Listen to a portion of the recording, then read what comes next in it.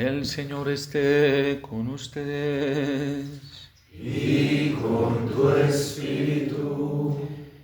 Evangelio de nuestro Señor Jesucristo, según San Lucas. Gloria a ti, Señor. En aquel tiempo Jesús dijo a sus discípulos: No hay árbol bueno que produzca frutos malos, ni árbol malo que produzca frutos buenos. Cada árbol se conoce por sus frutos. No se recogen higos de las zarzas, ni se cortan uvas de los espinos. El hombre bueno dice cosas buenas, porque el bien está en su corazón. Y el hombre malo dice cosas malas, porque el mal está en su corazón.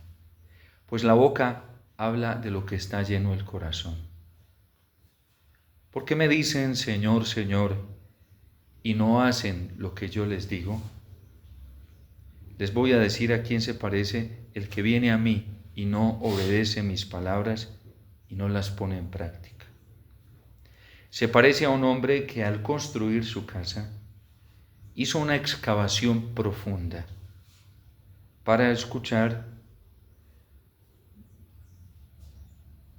les voy a decir a quién se parece el que viene a mí y escucha mis palabras y las obedece. Se parece a un hombre que al construir su casa hizo una excavación profunda para echar los cimientos sobre la roca. Vino la creciente y chocó el río contra aquella casa, pero no la pudo derribar porque estaba sólidamente construida. Pero el que no pone en práctica lo que escucha y no obedece, se parece a un hombre que construyó su casa a flor de tierra, sin cimientos. Chocó el río contra ella, inmediatamente la derribó y quedó completamente destruida. Palabra del Señor. Gloria a ti, Señor Jesús.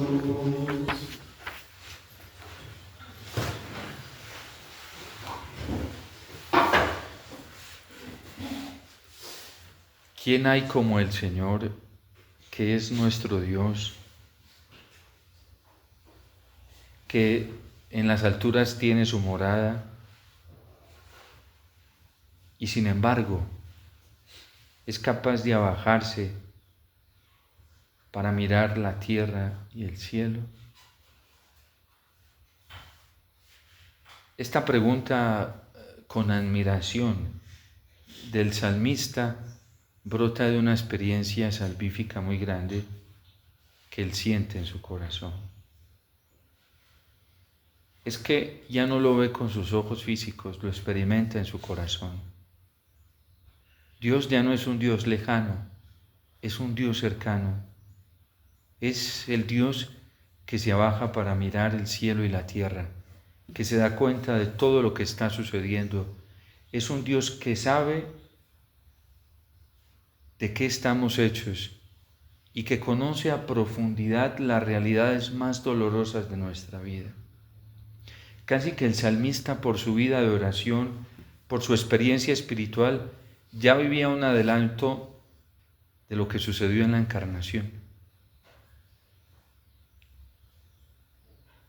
Algunos teólogos en el medioevo entraron en un debate durante muchos años y aún algunos hoy inoficiosa y distraídamente lo siguen generando.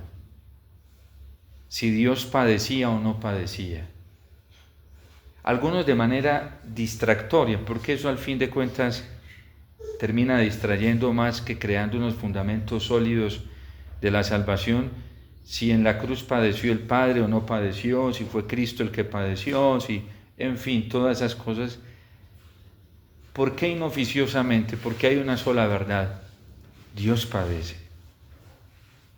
Dios padece, pero no bajo el criterio intelectual nuestro tan limitado, tan pobre y tan mezquino. Dios padece de una manera más grande y generosa, más abrumadora. Tanto que Jesús aprendió a padecer porque veía al Padre padecer. En el Evangelio de San Juan, en el capítulo 5, dice Jesús, versículo 17, mi Padre trabaja y yo también trabajo, porque yo hago todo lo que le debo hacer a mi Padre. ¿A quién le aprendió tanta generosidad y tanta entrega hasta el extremo? Al Padre. Por eso San Juan también va a aplicar unas palabras bellísimas cuando dice en el capítulo 3, tanto amó Dios al mundo que entregó. Y ese entregó para San Juan es, se entregó. Tanto que él va a decir también, en esto consiste el amor, no en que nosotros hayamos amado a Dios, sino en que Dios nos amó primero. Toda renuncia que Dios nos pide a nosotros, Él ya la ha padecido porque la ha hecho.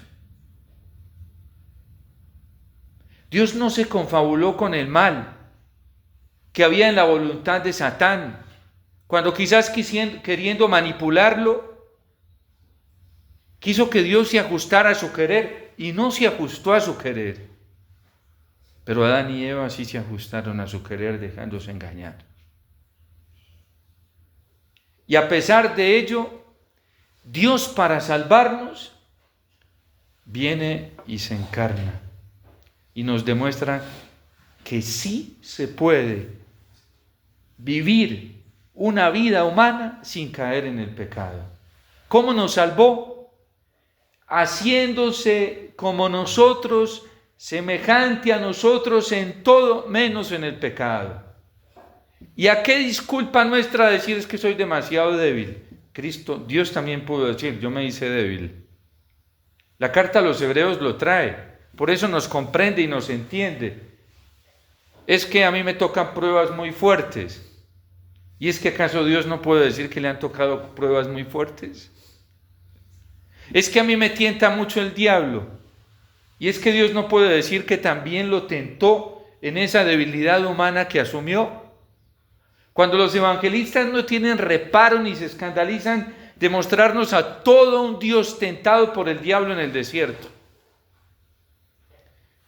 Y es que Padre, a mí me ha tocado aguantar hambre, usted no sabe cuánto.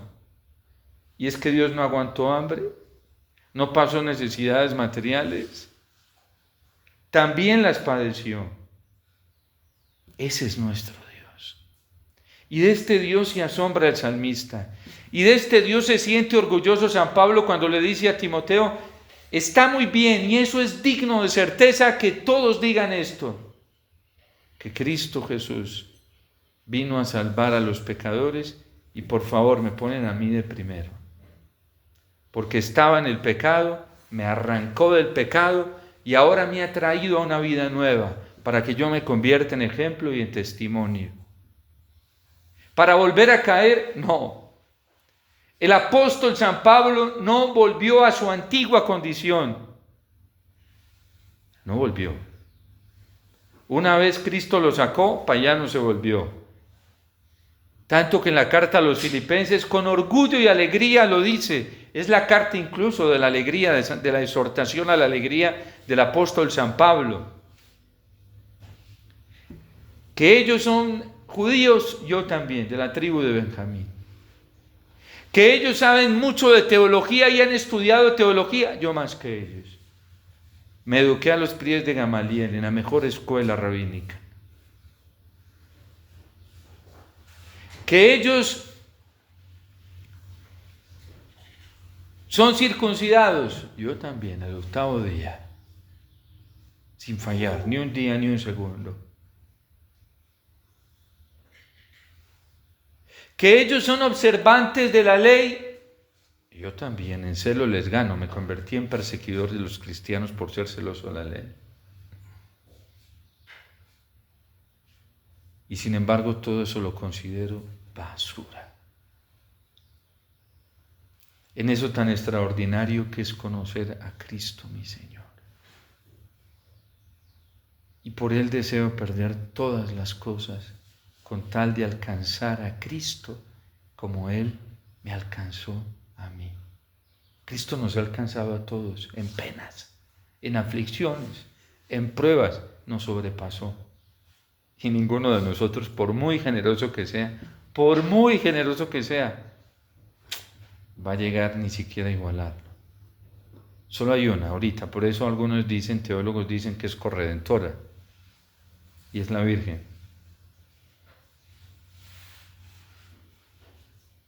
San Pedro por eso no quiso dejarse crucificar como el Maestro, para que nadie se fuera a quedar con una visión, una percepción falsa de que él había llegado a ser igual a su Maestro.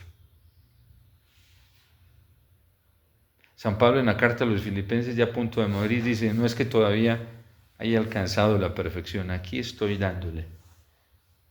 A ver si logro asemejarme más a él en sus padecimientos. Y eso que San Pablo ya había pasado por un juicio del tribunal judío, acusado falsamente con varios intentos de asesinato, había pasado la persecución romana también, tanto que lo llevaron a Roma encarcelado, en pleno juicio. Dice, todavía no me parezco a él.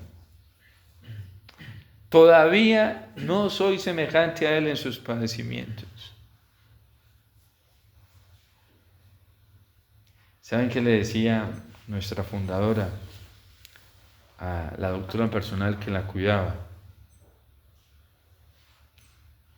Le decía que ella no quería que la adormecieran en su enfermedad para poder ser consciente y unirse a Jesús en sus sufrimientos. De hecho, en COVID a ella la intubaron, pero ella se dejó intubar por obediencia. No porque no quisiera padecer y sufrir, ella quería padecer y sufrir. Y decía que ella no quería muchos consuelos humanos, que ella cuando estuviera a punto de morir no quería consuelos humanos, porque ella quería por lo menos imitar un poco al Señor.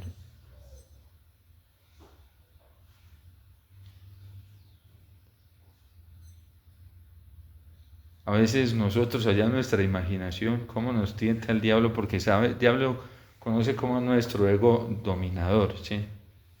Nos imaginamos nuestros funerales, eso se nos viene casi que espontáneo, ¿sí? O nuestros momentos de morir, ¿sí?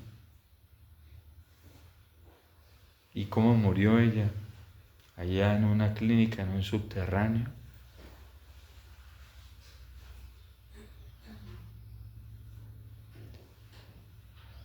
Una cosa impresionante.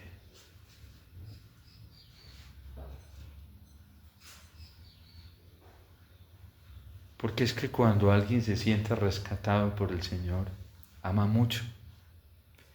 Y cuando se siente rescatado desde lo más abajo, va a amar más. Y cuando se siente más y más perdonado, más va a amar. La parábola que Jesús, o más que la parábola, la anécdota que vive Jesús cuando Simón, el fariseo, lo invitó a su casa y vino la mujer más pecadora del lugar y se postró a los pies de Jesús y allí le lavaba los pies al Señor con sus lágrimas y con su cabellera se los secaba. Y ese hombre, como Jesús conocía que las formas de pensar, Jesús tenía esa gracia por ser Dios. Ya Jesús sabía lo que estaba pensando en su interior. Y él allá estaba enjuiciando el proceso. Y dice, si este hombre fuera tan profeta como dicen, ya se hubiera dado cuenta que la mujer que lo están jugando es la más pecadora de todas. La ley a este pobre hombre, su inteligencia, porque se ve que era muy inteligente, no le alcanzaba para darse cuenta que Jesús iba más allá de las apariencias. Resulta que esta mujer ya hacía mucho tiempo estaba buscando cómo salir de su pecado. En medio de su pecado estaba buscando cómo salir de él. Y eso lo ve Dios. Cuando Él se abaja, Él sabe quiénes están luchando en su interior para salir del pecado y se esfuerzan y oran y hacen penitencia para no volver a caer. Y Él sabe quiénes son los flojos, que no les interesa eso. porque como él no se deja, se lo dicen en el Evangelio de San Juan, tú no te dejas llevar por las apariencias. Y le dice, Simón, tengo una historia para contarte. Y si a dos se le perdonó, dos tenían una deuda con un señor. Bueno, sí, es una parábola. Dos tenían una deuda muy grande. Uno le debía, pongamos, 1.000 millones. Digo análogamente, porque ellos manejaban otro tipo de moneda, pero 1.000 millones. Y otro le debía 500 pesos. 1.000 millones frente a... Así de abismal pone Jesús la comparación. 1.000 millones frente a 500 pesos. Y llegó un día y les dijo, les voy a perdonar la deuda de los dos. Nadie me debe nada ya. ¿Tú quién crees que después de haberle perdonado esta deuda, quién lo amó más? Y entonces dice Simón, pues el que le debía más. Y dice, cuando yo entré en tu casa, tú no me lavaste los pies, porque se le lavaba los pies solamente a la gente importante. Es una tradición, a los más importantes.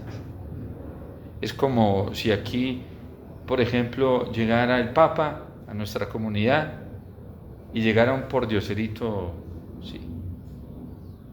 Uno de ustedes que llega a la misa todos los días aquí a misa de 6, sí, sí. Y entonces, bueno, al Papa hay que tenderles tapetes y todo eso, sí. Y pues a los que llegan aquí a la misa de 6, pues no, se les abre la puerta y ya.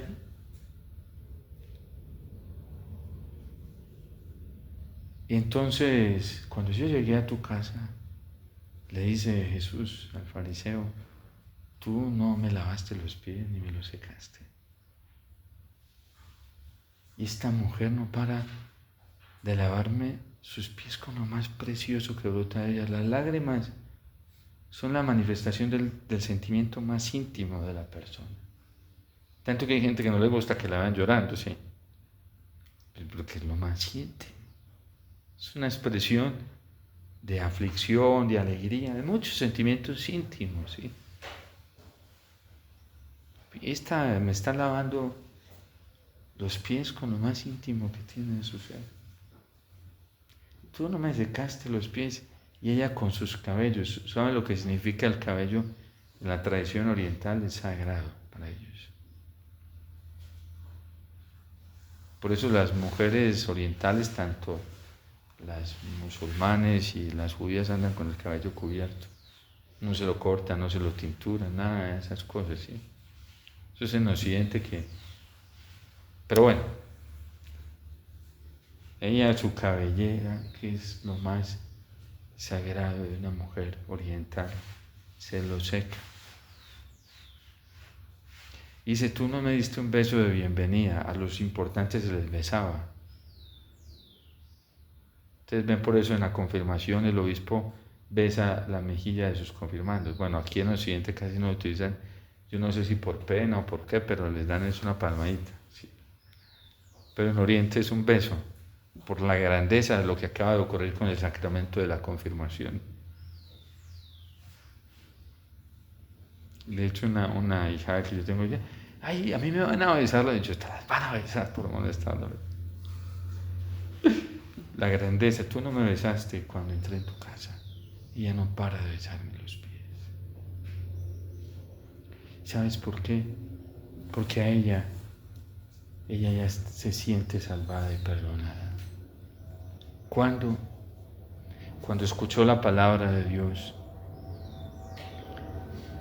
Esa palabra de los profetas, cuando el Señor a través de Jeremías dijo, vengan, tráigame en sus pecados, no les dé miedo reconocer su miseria, su pecado y sus caídas delante de mí, tráigamelos, que yo no me volveré a acordar de ellos. O con Isaías, aunque sean rojos como escarlata, colorados como el carmesí, volverán a blanquear como la nieve o como la lana. Y ella, por ese perdón, pudo identificar que ese hombre no era un hombre cualquiera, que era Dios, lo que no fue capaz de identificar el fariseo. Y dice Jesús una bella expresión, a quien mucho se le ha perdonado, mucho ama. A quien poco se le perdona, poco ama.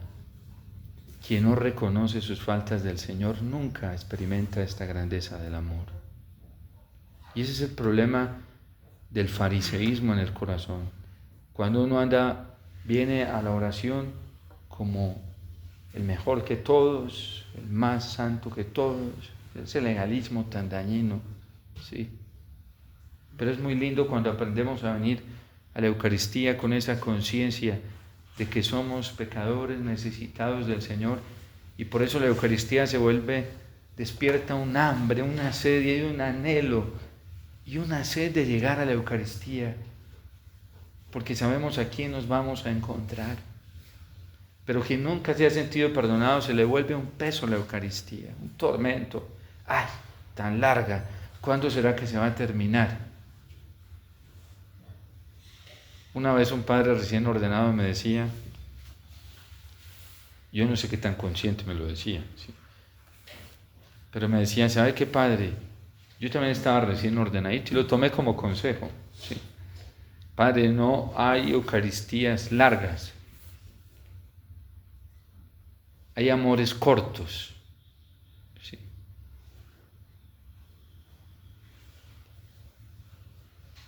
No hay tiempos con el Señor largo, hay amores cortos. San Pablo se siente dichoso de ser perdonado y por eso está dispuesto a darlo todo por Cristo. Hoy, cuando vemos el cuerpo místico del Señor, la Iglesia, esta esposa de Cristo a la que Él ama con toda su alma, con todo su corazón, la vemos tan aporreada, tan lastimada, tan herida, tan dividida por una cantidad de situaciones que van surgiendo a lo largo de estos últimos años, que lo único que están causando son heridas, divisiones, confusiones y mucho daño al interior de la Iglesia. Situaciones como las que hemos escuchado en estos últimos días, que si Karol G puede cantar o no en el Vaticano, que si la Iglesia debe aceptar o no debe aceptar los LGTBI, que si los divorciados, es que es paradójica la pregunta, porque sabemos que el divorcio es una falta gravísima contra el matrimonio, la más grave de todas. Que si los divorciados, así la formulan, los divorciados vueltos a casar pueden comulgar o no pueden comulgar.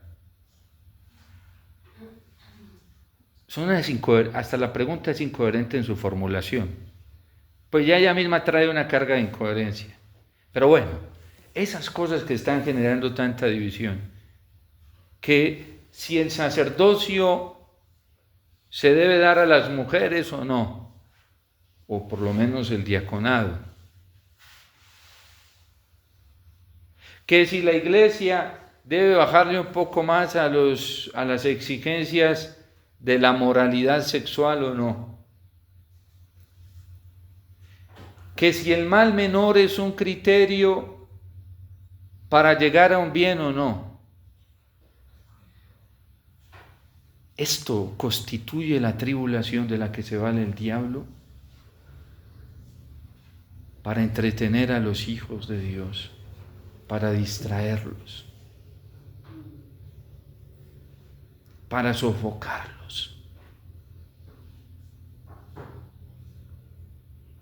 Y en todo este entramaje, que si el Papa puede hacer o no puede hacer, y en todo este entramaje, ¿qué es lo que hay? ¿Qué es lo que nosotros, los católicos cristianos, qué es lo más importante para nosotros? Lo más importante para nosotros es preguntarnos por la solidez de nuestra fe. Si en vez de entretenernos en esa disputa, más bien nos preguntamos qué tan sólidos estamos en la salvación que nos vino a traer el Señor o no. Cada uno, independiente de los que allá afuera digan, discutan si sí o si no, eso No es lo fundamental. Lo fundamental para nosotros es la roca, es Cristo, y lo tenemos hoy en la Eucaristía, y lo tenemos vivo en la palabra, y lo tenemos vivo en los sacramentos, en el sacramento de la reconciliación, en el bautismo, en el matrimonio. Sigue vivo, en el sacramento del orden sigue vivo. Que si los sacerdotes están paganizando o no, ¿a mí qué? A mí como sacerdote lo único que me debe mover es estar sólido en Cristo. Y entonces, ¿cómo les vas a ayudar a los otros sacerdotes? Con el testimonio de mi solidez en la roca que es Cristo. Ese es mi acto de caridad más responsable con mis hermanos sacerdotes, los que se están suicidando, los que piensan en suicidarse, los que están con tratamientos psiquiátricos, los que están con tratamientos psicológicos, los que están en clínicas de reposo, los que están, porque hay sacerdotes ya en centros de rehabilitación por consumo de pornografía, consumo de inmoralidad sexual. Ya hay adictos.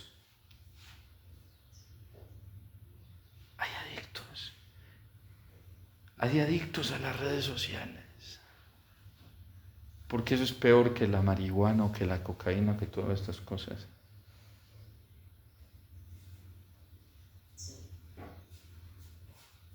A nosotros nos tiene que interesar lo más fundamental de todo esto, que es Cristo. Cimentar nuestra fe en el Señor, que es el que nos salva a nosotros y nos salva a todos.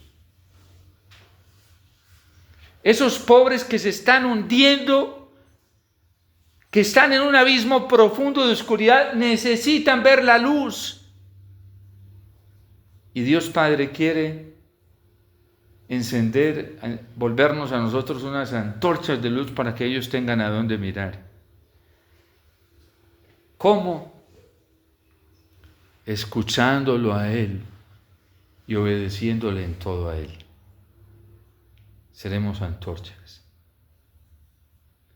Seremos signos visibles, un sacramento de la misericordia del Señor, como lo es San Pablo.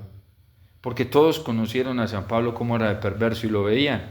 Lo que más cautivaba de San Pablo no era su predicación, además porque era como que muy sonsonete, hablaba muy largo y no tenía capacidad de prédica.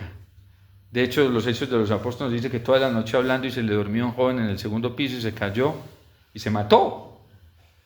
Pobre San Pablo, le tocó bajar allá a resucitarlo porque sus predicaciones no eran de 50 minutos como las del padre Omar, ¿sí? Eran de horas y horas. De horas y horas. Y él mismo lo dice, que él no es tan hábil para la erudición. Muy bueno para la escritura, sí. Pero era el testimonio de San Pablo lo que impactaba. Ese hombre era un enemigo del pecado acérrimo. Y donde veía muestras de pecado se indignaba, tanto que cuando lo confundieron a él y a Bernabé con Zeus y con Hermes, se rasgó las vestiduras porque los vio en peligro de caer en pecado e idolatría. San Pablo era tremendo.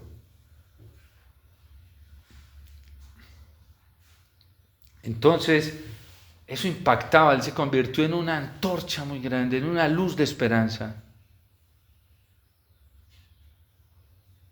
Y todos estos hermanos nuestros que se están hundiendo hoy, porque se van a dar bien duro. Ya algunos están entrando en un abismo. La única salida que van a mirar, la única luz que podrá servirles de salida, será donde esté la luz de Cristo. Como dice el Apocalipsis, los que tengan la marca del Cordero.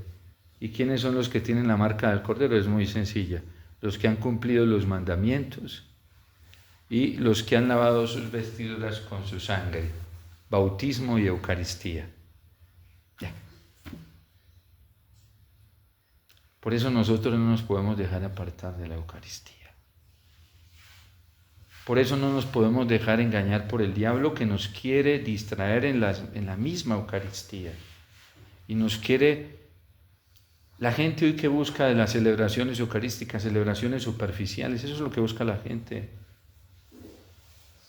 Y esas celebraciones donde hay tanto abuso litúrgico que están haciendo, destruyendo la fe de los creyentes.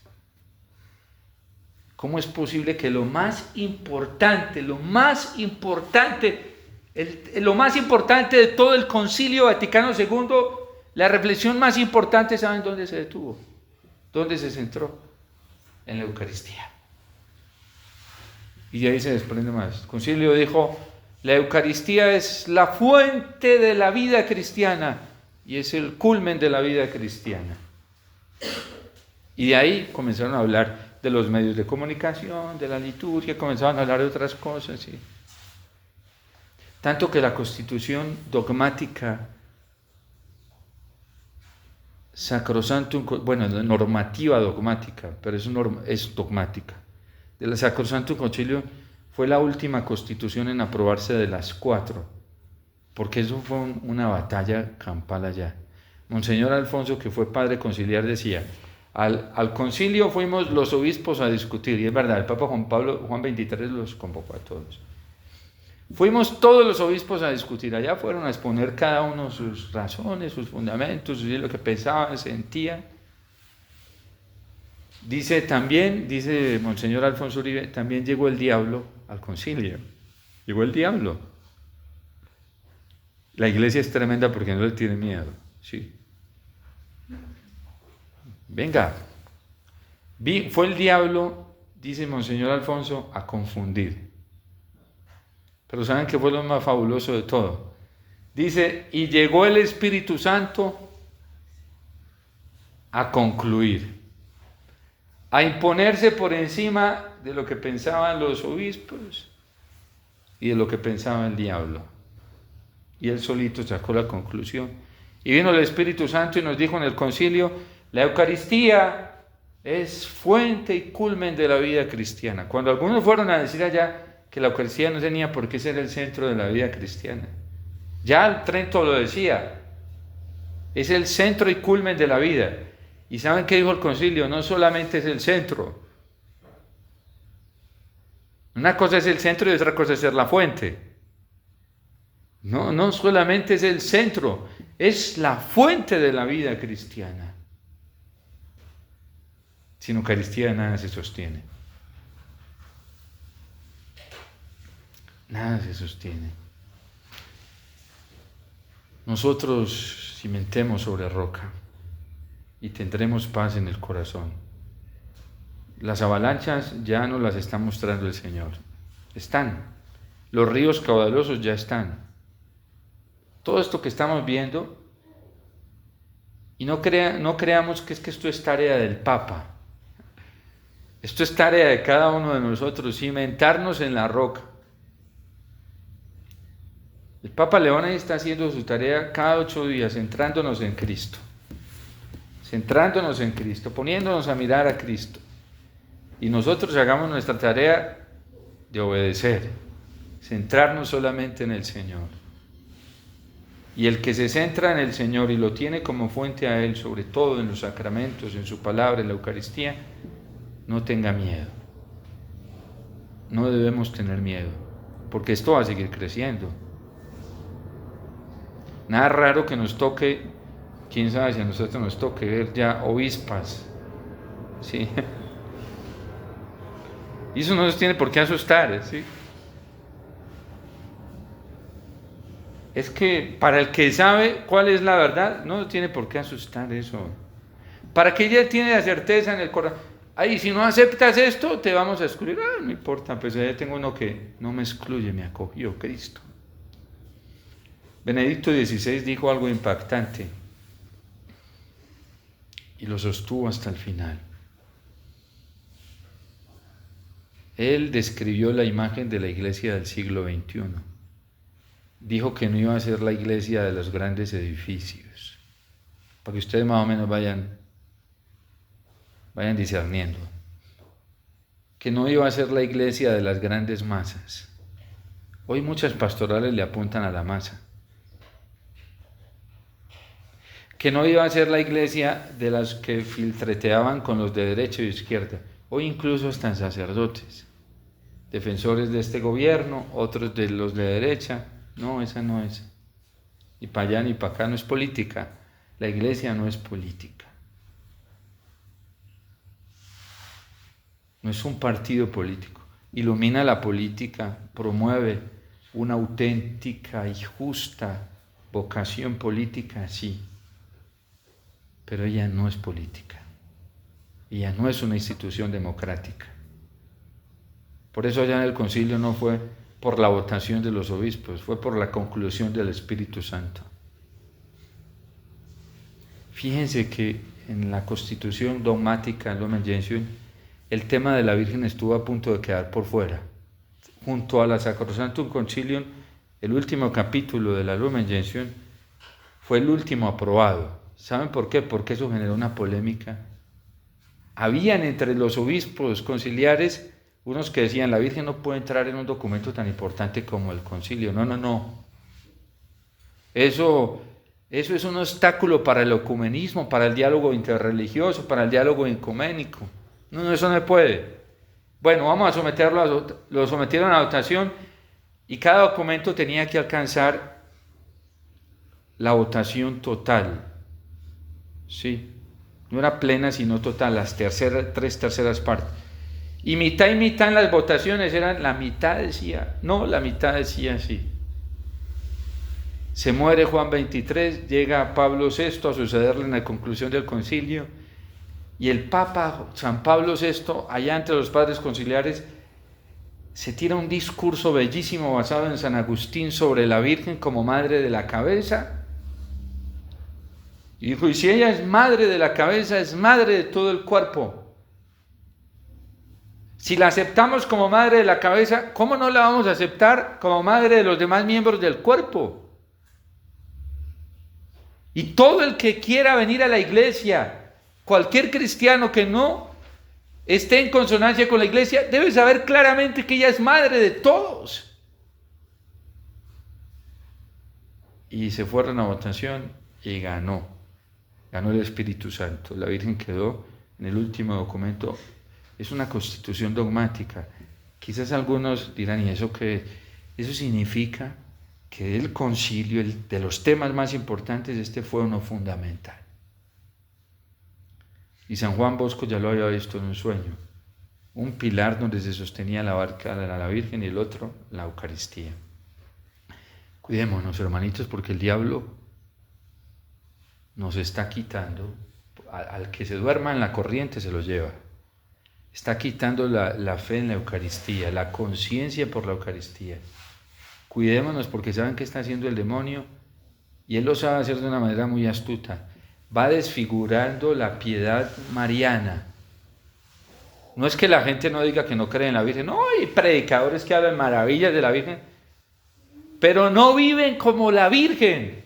No la imitan en sus vestimentas externas.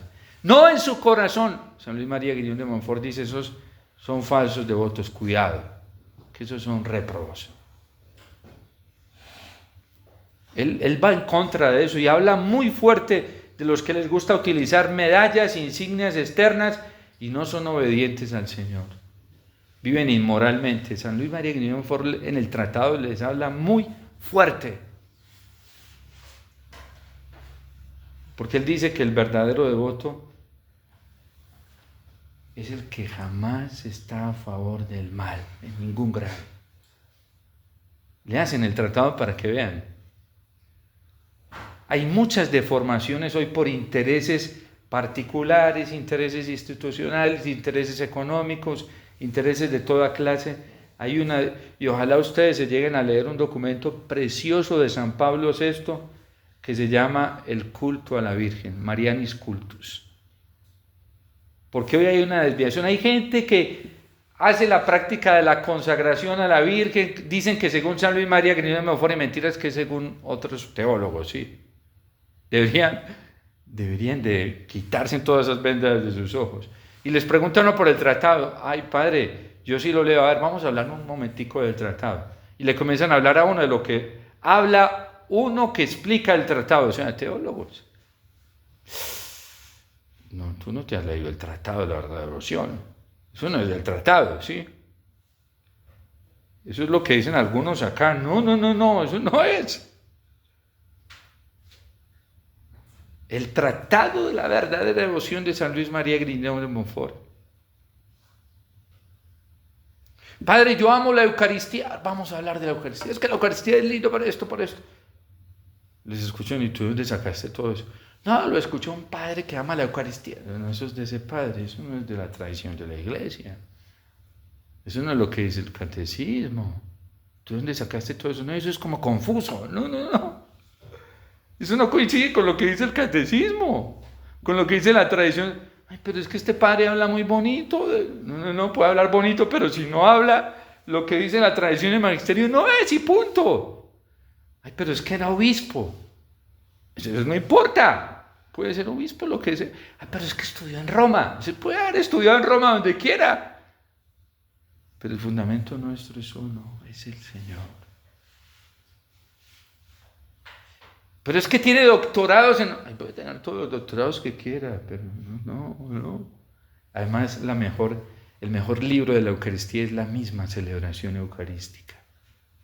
Todos los signos, todo lo que tiene la Eucaristía, su celebración en sí misma, los ritos. Ese es el mejor libro de la Eucaristía. Ay, no, padre, a mí yo sí en la Eucaristía me duermo. Ah, para eso te está sirviendo ese teólogo y todo. Ah, maravilloso, estupendo.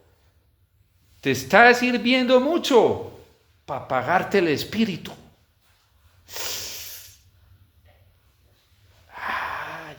Ya. Lo que dice Benedicto XVI, cómo va funcionando todo este sistema intelectual del anticristo. Hoy tenemos cada vez más masa de participación en la Eucaristía, menos personas en la Eucaristía. Con sus corazones en otro lado, menos en la Eucaristía. Ese dolor lo vive uno como sacerdote constantemente. Lo vive uno. Yo a veces digo, ay Señor, ¿cómo? Yo nunca he celebrado una misa ad Oriente, ¿sí? Digo, ¿cómo sería bueno para los sacerdotes que celebran la misa de Oriente? Porque no tienen que luchar con esa distracción al frente. Y pueden unirse más al Señor. Pienso yo digo yo ahí especulando entre lo que... ¿sí? Porque es que es muy duro para un sacerdote que quiera venir a celebrar la misa piadosamente y se encuentra con una asamblea dormida, distraída, que tiene su corazón en otro lado. Eso es muy duro. Una asamblea así no le colabora al ministro en nada. En nada. Como a veces uno va también, hay que decirlo, asambleas vivas, donde uno dice, a uno le arde el corazón. Y uno ve gente que está en la celebración.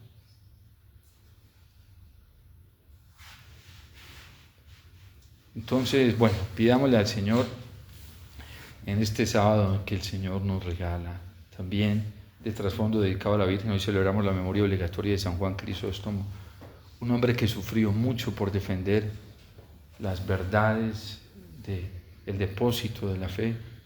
Pidámosle a ellos que nos ayuden en este tiempo de tanta tribulación, para que nosotros cimentemos nuestra fe en Cristo, en el Señor. Lo tenemos vivo para nosotros, en la Eucaristía, en la palabra, en el corazón de la Virgen. Todo el que quiera acercarse lo puede encontrar. Que San José también siga intercediendo por nosotros y nos siga ayudando.